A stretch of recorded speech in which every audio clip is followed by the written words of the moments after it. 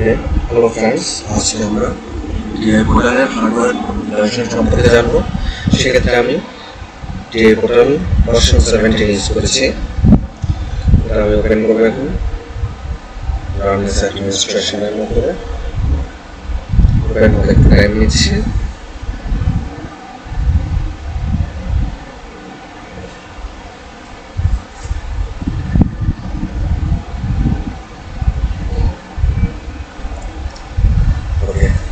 আমার পুরোনো প্রজেক্ট, এটা আমি ডিলিট করে দিলাম।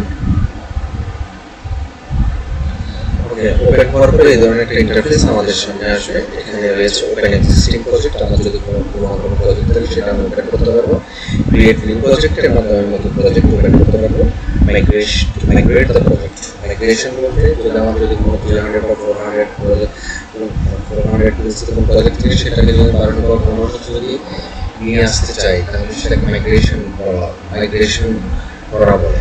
এখানে সেই প্রজেক্টকে মাইগ্রেট করার সুবিধা রয়েছে। ওকে, আমি এখন নতুন একটা প্রজেক্ট ক্রিয়েট করবো।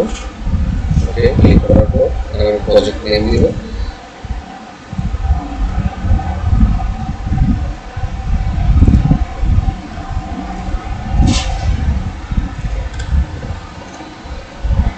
কিছু করতে হবে না, এটা হচ্ছে পথটা যেখানে আমি এটাকে রাখবো। আর হচ্ছে আমার ভার্সনটা এখানে আমার নেম, আমার নিজের নাম্বার, যেহেতু আমার পিএলসিটা ইউজার নামে ওপেন করা আছে, ক্রিয়েট করলাম।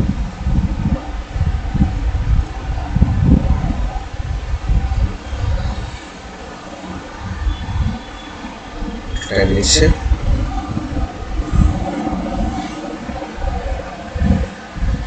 ওকে, এই ধরনের একটা ইন্টারফেস ওপেন হয়েছে। এখন আমার ফার্স্ট স্টেপ এখানে দেওয়া আছে configure device, write a PLC program, configure technology object, configure an HMI spring. আমার প্রথমে কনফিগার ডিভাইস, আমার ডিভাইসটা কনফিগার করার জন্য ডিভাইস এন্ড নেটওয়ার্কস অ্যাড করতে হবে। ওকে, ডিভাইস এন্ড নেটওয়ার্কসে গিয়ে আমি আমার ডিভাইসগুলোকে অ্যাড করতে পারবো, অথবা প্রজেক্ট রিভিউ সিস্টেমসে গিয়ে আমার ডিভাইসটাকে অ্যাড করতে পারবো। প্রজেক্ট রিভিউ সিস্টেমে আমি ক্লিক করলাম।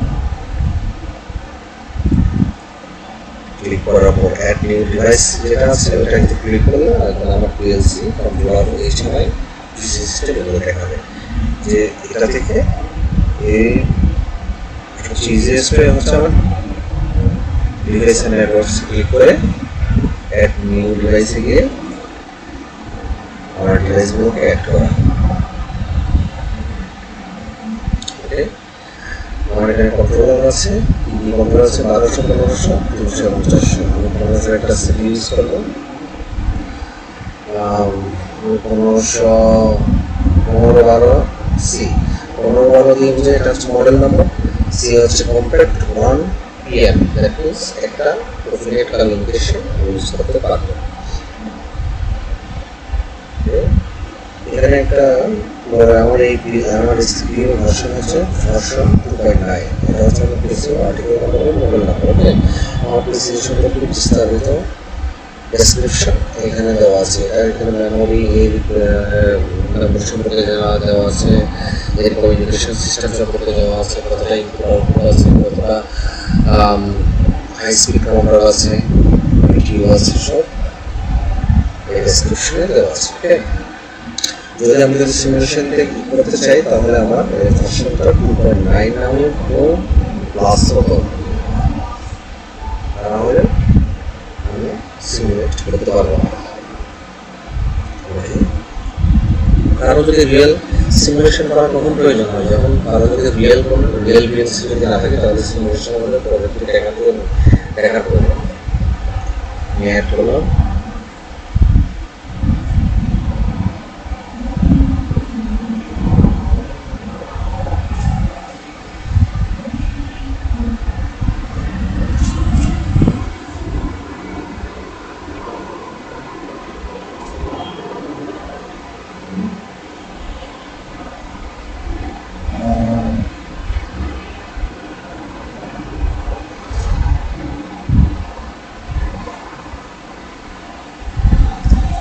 আমার এই ধরনের একটা ইন্টারফেস ওপেন হয়েছে। এখন আমি কোনো ধরনের পাসওয়ার্ড সেট আপ করবো না।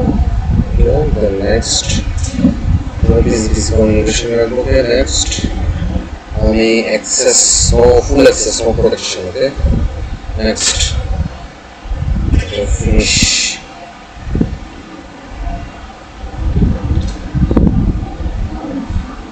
ওকে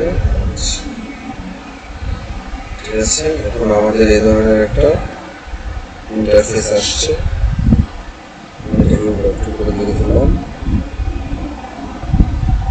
এটাকে একটু দিয়ে আসলাম আমরা ইন্টারফেসের মধ্যে কি আছে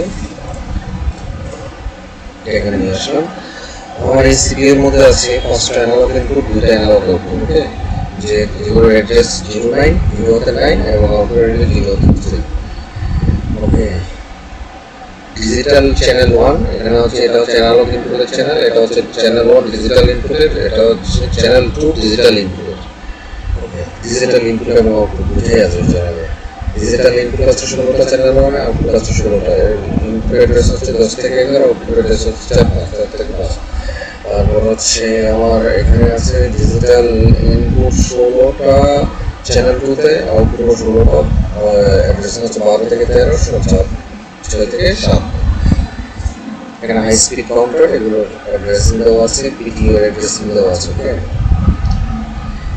এই জিনিসগুলো আবার আমি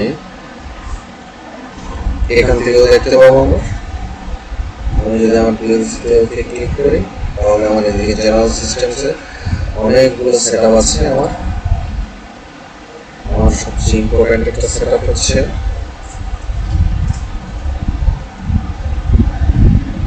system and clock memory system and clock memory enable use the system এটাকে যদি আমি enable করি তাহলে কি হচ্ছে ফার্স্ট স্কেলের জন্য আমি ইউজ করব 1.0 অলওয়েজ অনের জন্য 1.2 এবং অলওয়েজ লো এর জন্য 1.3 মেমরি ইউজ করব ওকে আর এটা যদি আমি enable করি আমার ক্লক মেমরি দেন এখানে 10 হার্টজ ক্লক মেমরির জন্য আমি M0.0 10 হার্টজ বলতে 1 সেকেন্ডে 10 বার অন অফ করবে তো M0.1 clock 5 hertz that means 1 সেকেন্ডে 5 বার অন অফ করবে আউটপুটকে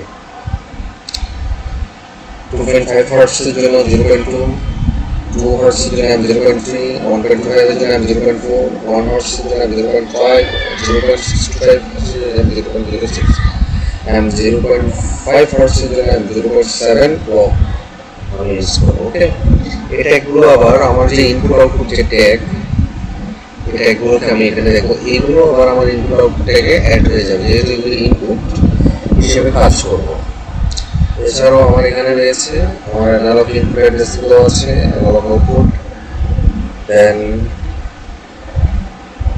digital input digital output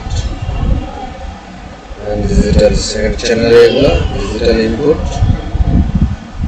digital output okay generally গিয়ে যদি ইনপুট আউটপুট অ্যাড্রেসে যাই তাহলে আমি এখান থেকে আমার ইনপুট আউটপুট অ্যাড্রেসগুলো চেঞ্জ করতে পারবো প্রয়োজন অ্যাড্রেসিং এখান থেকে আমি প্রয়োজন অনুসারে চেঞ্জ করতে পারবো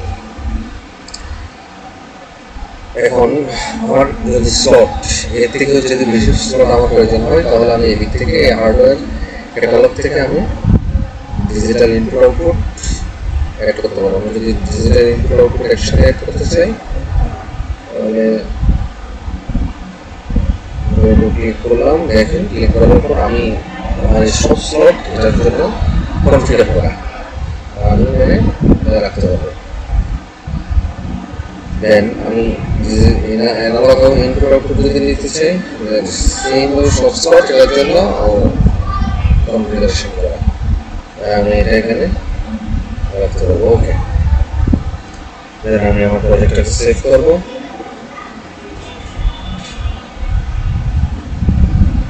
সেভ করার পর যদি আমরা যদি প্রোগ্রাম করতে চাই প্রোগ্রাম বক্সে চলে যাব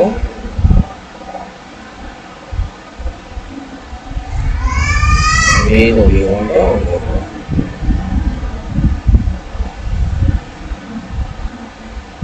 ওকে এখানে আমরা প্রোগ্রাম করতে হবে এই ব্লকের মধ্যে। পরবর্তী ভিডিওতে আমরা প্রোগ্রাম সম্পর্কে জানবো। হার্ডওয়্যার একটু